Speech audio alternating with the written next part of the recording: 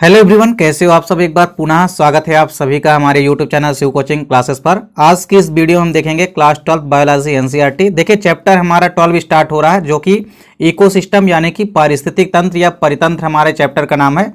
देखिए इसके पहले हमने चैप्टर 11 की सभी वीडियो प्रोवाइड करा दी है। यदि अभी तक आप नहीं देखें तो आप प्लेलिस्ट में जा करके देख सकते हैं। चलिए सीधे आज की वीडियो को स्टार्ट करते हैं। देखिए सबसे पहले यदि हम बात करते हैं किसी भी इकोसिस्टम या हम किसी भी परितंत्र की बात करते हैं, क्योंकि परितंत्र को ही हम क्या कहते हैं, इकोसिस्टम या पारिस्थितिक तंत्र आप इसको कह सकते हैं। तो किसी भी परितंत्र में यदि हम देखें तो सबसे पहले तो आपको समझना है कि ये जो परितंत्र शब्द है यानी कि जो इकोसिस्टम टर्म है इसको सबसे पहले किसने दिया। तो आपको याद रखना कि जो पारिस्थितिक तंत्र शब्द है इसका प्रयोग सबसे पहले एजी टेंसले ने किया था। यहां पे आपको नोट करना है 1935 में इन्होंने सबसे पहले पारिस्थितिक तंत्र शब्द का प्रयोग किया था।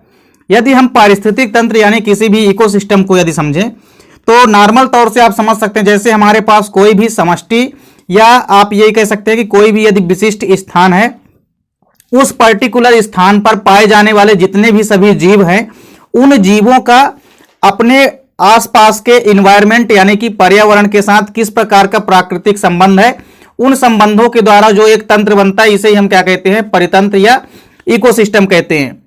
इसके कई सारे एग्जाम्पल आप देख सकते हैं, जैसे यदि घास के मैदान का परिस्थितिक तंत्र आप समझ सकते हैं। उसी प्रकार यदि हम किसी भी तालाब में जाए तो तालाब का परितंत्र बन जाएगा, क्योंकि वहां पर भी कई सारे आपको जीव देखने को मिल जाएंगे। तो क्रमशः इकोसिस्टम का मतलब क्या है कि पर्टिकुलर जितने भी जीवधारी हैं सभी जीवधारियों का जो आपस में रिलेशन है किसके साथ, इन्वायरमेंट यानी कि पर्यावरण के साथ, और इस प्रकार से जो आपस में इनके संबंधों के द्वारा जो एक तंत्र बनता है उसे हम क्या कहते हैं, परितंत्र या इकोसिस्टम कहते हैं।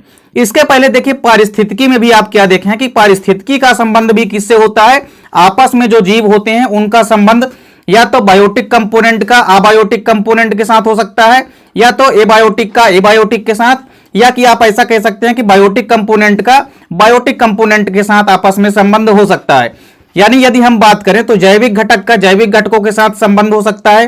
तो किसी भी इन्वायरमेंट में संबंधों की यदि हम बात करें तो आपस में जो पारिस्थितिकी के अंतर्गत इकोसिस्टम बनता है इसमें भी कुछ इसी प्रकार का सिस्टम नजर आता है, क्योंकि आपस में जीवित जीवों में भी संबंध होता है, जैविक व अजैविक चीजों के मध्य भी आपस में संबंध होता है, वहीं एबायोटिक और एबायोटिक के मध्य आपस में संबंध हो सकता है। तो इस प्रकार से आपस में इनका जो संबंध है पर्यावरण के साथ, इन संबंधों के द्वारा एक तंत्र का निर्माण होता है जिसे हम क्या कहते हैं, इकोसिस्टम यानी कि पारिस्थितिक तंत्र कहते हैं। देखिए इकोसिस्टम की यदि हम बात करें तो इकोसिस्टम यानी कि परितंत्र की जो परिभाषा है वो अलग अलग समय में अलग अलग वैज्ञानिकों के द्वारा दी गई है, जिसमें जो सबसे प्रचलित परिभाषा है वो है एपी ऊडम की। तो ऊडम की परिभाषा कई बार आपके एग्जाम में पूछी भी जाती है। ऊडम के अनुसार यदि हम देखें तो किसी भी इकोसिस्टम यानी कोई भी यदि परितंत्र है तो वह पारिस्थितिकी की एक मूल क्रियात्मक इकाई होती है, जिसमें कोई भी जैविक समुदाय तथा अजैविक समुदाय दोनों एक दूसरे को प्रभावित करते हैं। तो ओडम के अनुसार ओडम ने क्या कहा कि इकोसिस्टम क्या होता है, आपस में जो पारिस्थितिकी यानी कि इकोलॉजी है, इकोलॉजी की मूल क्रियात्मक इकाई होती है इकोसिस्टम। तो आपको याद रखना है कि परितंत्र पारिस्थितिकी की मूल क्रियात्मक इकाई है। यह किसका कहना है, एपी ओडम के अनुसार। उनका कहना है कि जो इकोसिस्टम होता है यानी जो पूरा का पूरा पारिस्थितिक तंत्र है यह पारिस्थितिकी की एक मूल इकाई होती है, और इसी में आपस में जैविक घटक यानी कि बायोटिक कंपोनेंट और साथ ही साथ अजैविक घटक यानी कि एबायोटिक कंपोनेंट दोनों का आपस में संबंध होता है और दोनों ही एक दूसरे को प्रभावित करते हैं। जैसे आप नॉर्मल तौर पे आप समझ सकते हैं जैसे जो सोलर एनर्जी होती है वहां से जो प्राप्त होने वाली जो एनर्जी है, या आप ऐसा भी कह सकते हैं कि जो प्रकाश प्राप्त होता है सूर्य से उसको कौन एब्जॉर्ब करते हैं, ग्रीन प्लांट यानी कि हरे पौधे, और वो फोटोसिंथेटिक प्रक्रिया के माध्यम से अपना भोजन बनाते हैं। तो इस प्रकार से जो प्रकाश हो गया वो क्या हो गया, एबायोटिक कंपोनेंट, और जो हरे पौधे होते हैं वो बायोटिक कंपोनेंट यानी कि जैविक घटक होते हैं। तो आपस में यहां पे जैविक घटक का किसके साथ संबंध हो गया, अजैविक घटक के साथ। तो इस प्रकार से आपस में इनका जो संबंध होता है उसे हम क्या कहते हैं, इकोसिस्टम कहते हैं। तो ओडम के अनुसार परिभाषा इन्होंने क्या कहा कि यदि आपस में कोई भी इकोसिस्टम है उसमें आपको ध्यान में रखना है कि जो जैविक घटक होते हैं वो अजैविक घटक के साथ आपस में एक दूसरे को प्रभावित करते हैं। इसके बाद देखिए जो पारिस्थितिक तंत्र है इसके दो प्रमुख घटक हैं और यहां पे आपको याद रखना है कि पारिस्थितिक तंत्र के जितने भी घटक हैं ये आपके पेपर के दृष्टिकोण से काफी इंपॉर्टेंट है। खास तौर से जो पारिस्थितिक तंत्र के जैविक घटक हैं यानी कि बायोटिक कंपोनेंट अक्सर आपके एग्जाम में पूछे जाते हैं। तो चलिए सीधे यहां पे सबसे पहले तो हम देखेंगे कि बायोटिक कंपोनेंट यानी कि जैविक घटक क्या होते हैं। तो सबसे पहले आपको समझना है कि जैविक घटक जैसा कि नाम से स्पष्ट है कि इसके अंतर्गत बेसिकली कोई भी इकोसिस्टम यदि है तो उसके सभी ऐसे समुदाय आएंगे जिसमें कि जीवित जीवधारी या कि जीवित सदस्य पाए जाते हैं। तो आपको याद रखना है कि इसके अंतर्गत पारिस्थितिक तंत्र के सभी जैविक सदस्य या जीवित जीवधारी आते हैं। इसके कई सारे एग्जाम्पल हैं, देखिए या तो पादप आ सकते हैं या तो इसके अलावा एनिमल यानी कि जंतु आ सकते हैं और इसके अलावा कुछ माइक्रो ऑर्गेनिज्म यानी कि सूक्ष्म जीव भी आते हैं। इसके बाद देखिए जैविक घटक जो होते हैं, जैविक घटक को आपको याद रखना है कि 3 मुख्य श्रेणियों में बांटा गया है। सबसे पहले जैविक घटक का जो प्रमुख श्रेणी है वो है उत्पादक, जिसको कि हम प्रोड्यूसर कहते हैं। तो सबसे पहले देखेंगे कि उत्पादक क्या होते हैं, फिर इसके बाद देखिए कंज्यूमर्स यानी कि उपभोक्ता, और इसके बाद फिर तीसरे नंबर की श्रेणी में आते हैं डिकम्पोजर यानी कि अपघटक। सबसे पहले देखिए उत्पादक क्या होते हैं। तो उत्पादक या प्रोड्यूसर की यदि हम बात करते हैं तो इसके अंतर्गत सभी के सभी ग्रीन प्लांट यानी कि हरे पौधे आते हैं, और चूंकि हरे पौधों के अंदर पाया जाता है क्लोरोफिल, जिस कारण से ही पौधे हरे होते हैं। साथ ही साथ क्लोरोफिल यानी कि पर्णहरिम की उपस्थिति के कारण ही पौधे क्या करते हैं, अपना भोजन स्वयं बना पाते हैं। जैसे उनको सूर्य का प्रकाश प्राप्त होता है और पर्णहरिम की उपस्थिति में ये क्या करते हैं, जल और कार्बन डाइऑक्साइड से क्रिया करके ग्लूकोज यानी कि कार्बोहाइड्रेट यानी कि अपने भोजन का निर्माण करते हैं। इस प्रकार से यदि हम उत्पादकों की बात करते हैं तो इसके अंतर्गत सभी के सभी हरे पौधे आते हैं जो कि स्वपोषी होते हैं, अर्थात ये प्रकाश संश्लेषण की क्रिया द्वारा अपना भोजन स्वयं बनाते हैं। तो उत्पादकों में आपको याद रखना है कि सभी के सभी जो हरे पौधे आएंगे वो उत्पादक कहलाएंगे, और उत्पादक को आपको याद रखना है कि ये ऑटोट्रॉपिक यानी कि स्वपोषी होते हैं।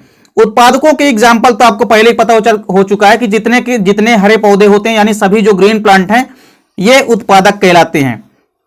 इसके बाद देखिए उपभोक्ताओं की यदि हम बात करते हैं, इनको हम कंज्यूमर्स भी कहते हैं। कंज्यूमर्स तो बेसिकली कई प्रकार के होते हैं, लेकिन सबसे पहले आपको देखना है कि कंज्यूमर्स या उपभोक्ता एक्चुअल में होते क्या हैं। तो देखिए इसके अंतर्गत सभी के सभी विषम पोषी जीव आते हैं जो कि उत्पादकों द्वारा निर्मित भोज्य पदार्थों का उपभोग करते हैं, इन्हें ही हम उपभोक्ता कहते हैं।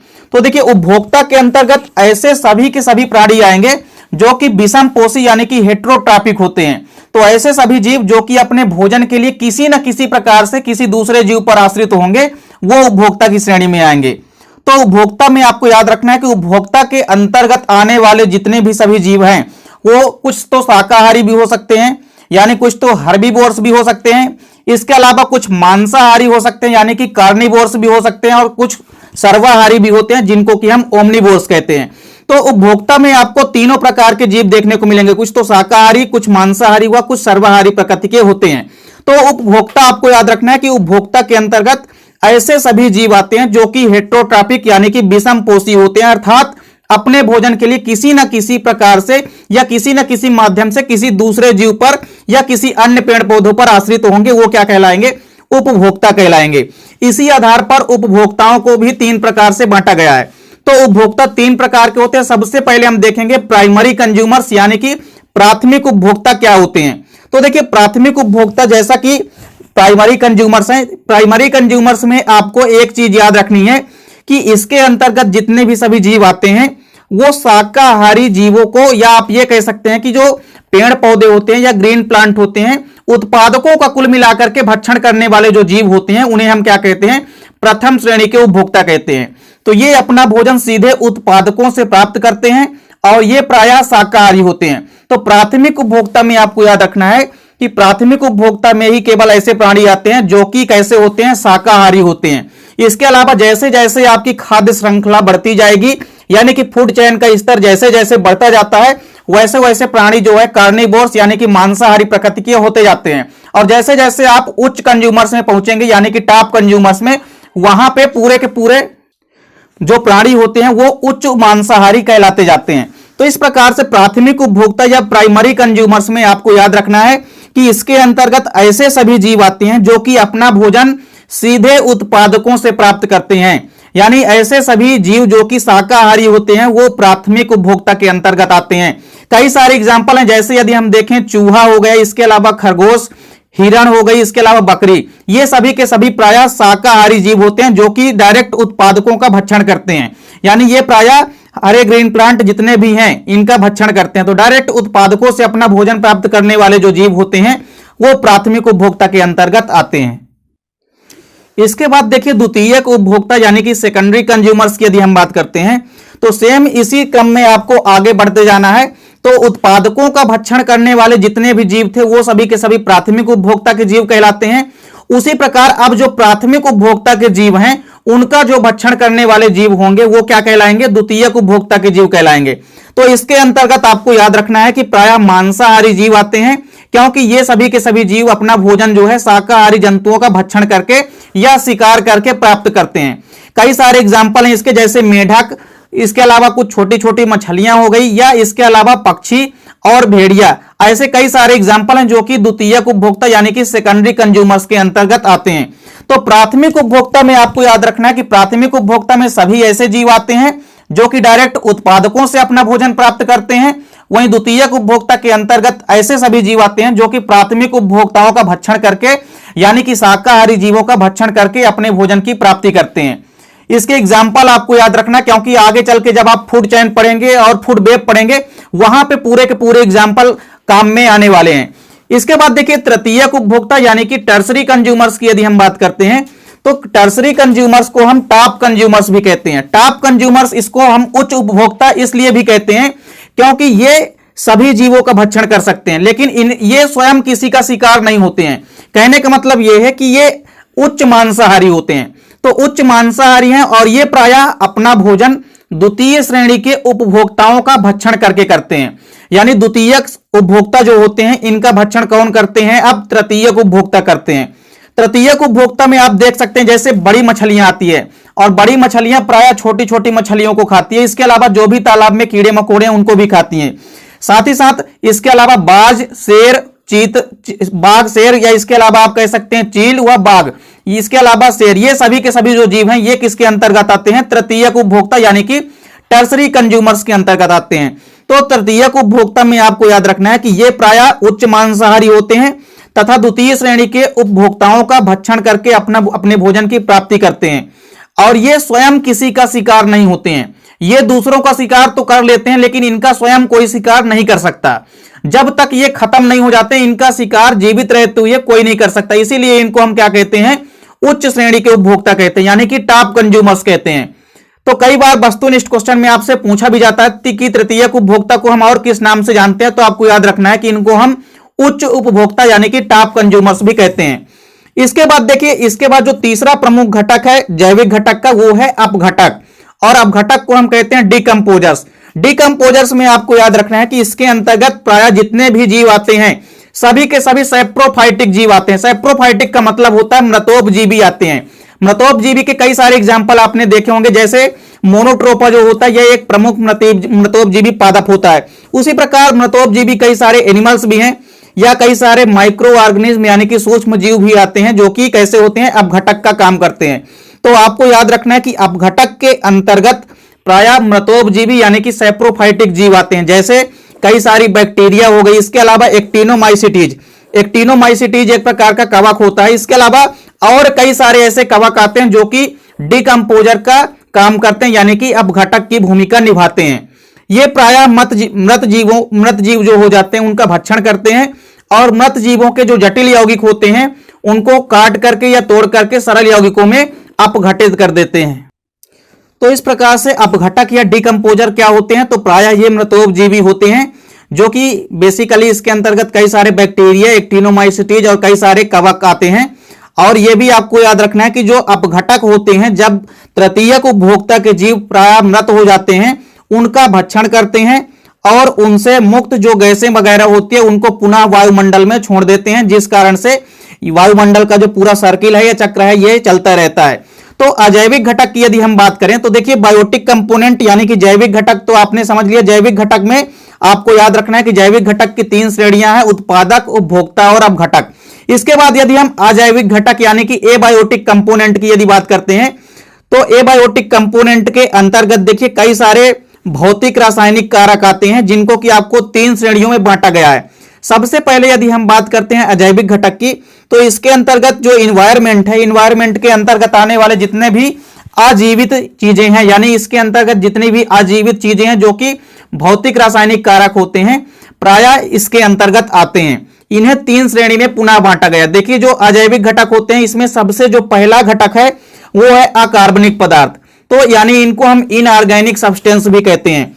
देखिए इनमें प्रायः खनिज तत्व आते हैं। खनिज तत्व कई प्रकार के हो सकते हैं, जैसे बात करें यदि पोटेशियम, फास्फोरस, कैल्शियम, मैग्नीशियम आदि, तो ये सभी के सभी जो भी खनिज हैं ये पेड़ पौधों के लिए भी काफी उपयोगी हैं और मृदा में भी इनकी काफी अहम भूमिका होती है। कुछ प्लांट में भी इनकी अहम भूमिका होती है। जैसे यदि मैग्नीशियम की यदि हम बात करें तो यह क्लोरोफिल का प्रमुख संगठक तत्व होता है। मतलब क्लोरोफिल में यदि सबसे ज्यादा मात्रा में पाया जाने वाला तत्व, कभी कभी आपके वस्तुनिष्ठ क्वेश्चन में भी यह क्वेश्चन पूछा गया है कि क्लोरोफिल का प्रमुख संगठक तत्व कौन सा होता है, तो आपको याद रखना है कि मैग्नीशियम। क्लोरोफिल के अंदर यदि सबसे ज्यादा मात्रा में पाया जाने वाला तत्व है तो वो क्या है, मैग्नीशियम। इसके अलावा कई सारे गैसें जो होती है वो भी इनऑर्गेनिक सब्सटेंस के अंतर्गत आती है, जैसे ऑक्सीजन, नाइट्रोजन, CO2 यानी कि कार्बन डाइऑक्साइड आदि, ये सभी के सभी गैसें भी इनऑर्गेनिक सब्सटेंस यानी कि अकार्बनिक पदार्थों के अंतर्गत आती है। तो आपको याद रखना है कि अजैविक जो घटक होते हैं, अजैविक घटक में आपको याद रखना है कि जो अकार्बनिक घटक हैं उनमें प्रमुख रूप से खनिज तत्व आते हैं और कुछ गैसें आती है। वहीं कार्बनिक यानी कि अकार्बनिक यानी कि ऑर्गेनिक सब्सटेंस की यदि हम बात करें, तो कार्बनिक पदार्थों की यदि हम बात करते हैं, कार्बनिक पदार्थ तो नॉर्मली भी आप समझ सकते हैं, जैसे बॉडी के अंदर जितने भी आप कह सकते हैं, जैसे ग्लूकोज हो गया, इसके अलावा जो प्रोटीन होती है या लिपिड्स हो गए, ये सभी के सभी ऑर्गेनिक यानी कि आप कह सकते हैं कार्बनिक पदार्थों के अंतर्गत आते हैं। क्योंकि आप इन सभी की संरचना यदि देखेंगे तो उनमें कार्बन जो है अवश्य पाया जाता है। तो जिन यौगिकों में कार्बन उपस्थित है बेसिकली वो कार्बनिक यौगिक कहलाते हैं। कार्बनिक यौगिक में आपको देखना है कई सारे कार्बनिक यौगिक आते हैं जो कि अजैविक घटकों के अंतर्गत आते हैं। तो अजैविक घटक में सबसे पहले तो आपने क्या देखा कि अकार्बनिक पदार्थ आते हैं, फिर इसके बाद कार्बनिक पदार्थ, इसके बाद देखिए कुछ जलवायवीय कारक भी आते हैं जो कि जलवायु को परिवर्तित करने की क्षमता रखते हैं। तो जलवायवीय कारक की यदि हम बात करते हैं तो इसके अंतर्गत देखिए प्रायः भौतिक कारक आते हैं, जैसे कि ताप यानी कि टेम्परेचर, इसके अलावा वर्षा, प्रकाश, हवा, आर्द्रता एवं कुछ मृदीय कारक जैसे कि मृदा संगठन, मृदा के अंदर उपस्थित जल व मृदा के pH आदि, ये सभी के सभी जलवायवीय कारक के अंतर्गत आते हैं जो कि जलवायु में परिवर्तन करने में सक्षम होते हैं। यदि इनके द्वारा इनका संगठन बिगड़ता है तो जलवायु में जलवायवीय कारकों की संख्या भी प्रभावित होती है। तो इस प्रकार से जो भी आपका इकोसिस्टम यानी कि परितंत्र या पारिस्थितिक तंत्र है उसके अंतर्गत जितने भी बायोटिक और अबायोटिक कंपोनेंट आते हैं, उम्मीद करता हूं कि आपको समझ में आ गए होंगे। दोस्तों वीडियो अच्छी लगे तो लाइक और कमेंट जरूर कीजिएगा, साथ ही साथ दोस्तों के बीच ज्यादा से ज्यादा शेयर कीजिएगा। मिलते हैं दोस्तों नेक्स्ट वीडियो में, तब तक के लिए जय हिंद, वंदे मातरम।